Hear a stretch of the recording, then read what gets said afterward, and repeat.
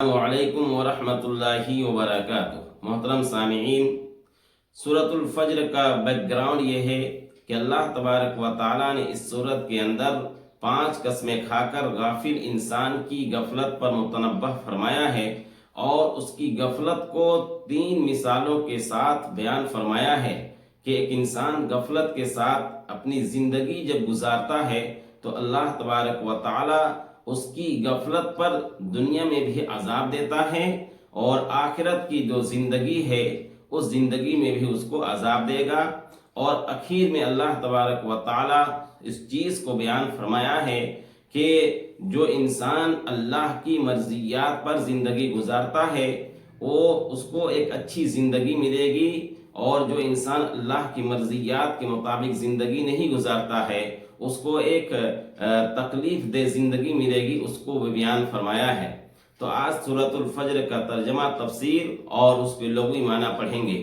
اگر آپ قرآن کریم کا ترجمہ، تفسیر اور اس کے لغوی معنی آسانی کے ساتھ سیکھنا چاہتے ہیں تو آپ اس چینل کے اندر آپ بآسانی سیکھ سکتے ہیں، تو آپ حضرات اس میں شریک ہوں اور اپنے دوست احباب میں اس کو شیئر کر دیں۔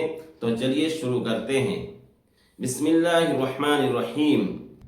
والفجر، قسم ہے فجر کی، واو قسم کے معنی میں ہے، اور فجر تو قسم ہے فجر کی، اور فجر سے مراد ہر روز کی فجر مراد ہے، اس لیے کہ ہر روز کی جو فجر ہوتی ہے وہ دنیا میں ایک انقلاب عظیم لاتی ہے۔ کیسے کہ ایک فقیر ہے، وہ فقیر بادشاہ بن جاتا ہے، اور ایک بادشاہ ہوتا ہے وہ فقیر بن جاتا ہے۔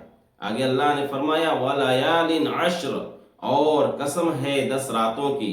واو اور لیال یہ لیل کی جمع ہے، معنی ہوتا ہے رات، اور عشر کے معنی ہے 10، اور 10 راتوں کی۔ تو 10 راتوں سے مراد ذی الحجہ کی ابتدائی 10 راتیں مراد ہے، کیونکہ اس میں عبادت کرنا بہت ہی زیادہ ثواب ہے۔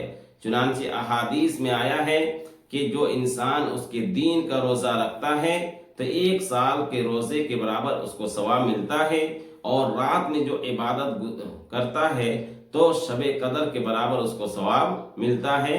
یہ ذی الحجہ کی 10 راتیں جو عبادت کرتا ہے۔ والشفع والوتر، اور قسم ہے جفت کی اور طاق کی۔ واو اور شف کے مطلب ہوتا ہے جفت، جس کو اردو میں جوڑ کہا جاتا ہے، یعنی 2 2 4 6 اس کو جوڑ کہا جاتا ہے۔ والوتر، اور وتر سے مراد یعنی وتر کے معنی ہوتا ہے طاق، یعنی ایک ہرا عدد، 1 3 5 7 اس طرح سے۔ تو شف سے مفسرین مراد لیتے ہیں کہ ذی الحجہ کی 10ویں تاریخ، اور طاق سے مراد لیتے ہیں کہ عرفہ کا دن، کیونکہ اس کی بھی بہت بڑی فضیلت ہے۔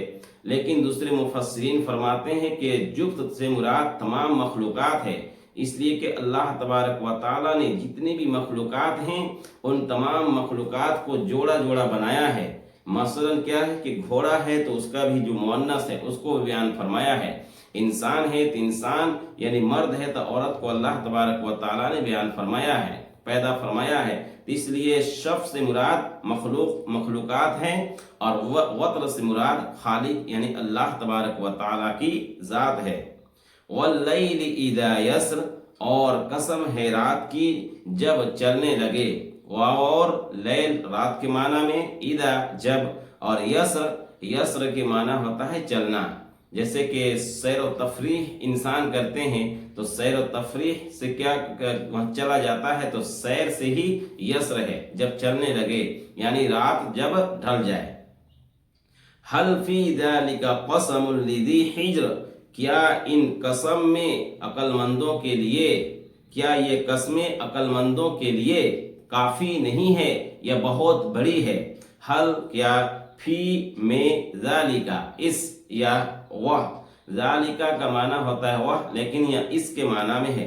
قسم قسم، الذی لام کے لیے، اور ذی والے، اور حجر کے معنی ہوتا ہے عقل مند۔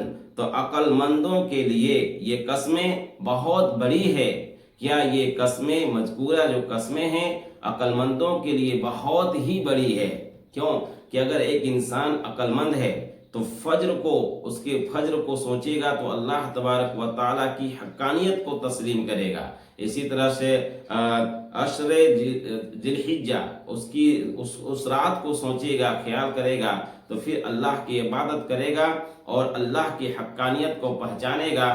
تو اللہ تبارک و تعالیٰ نے ان پانچ قسموں میں عقل مندوں کے لیے ایک بہت ہی بڑی نعمت دی ہے اور عقل مندوں کے لیے ایک اشارہ دیا ہے۔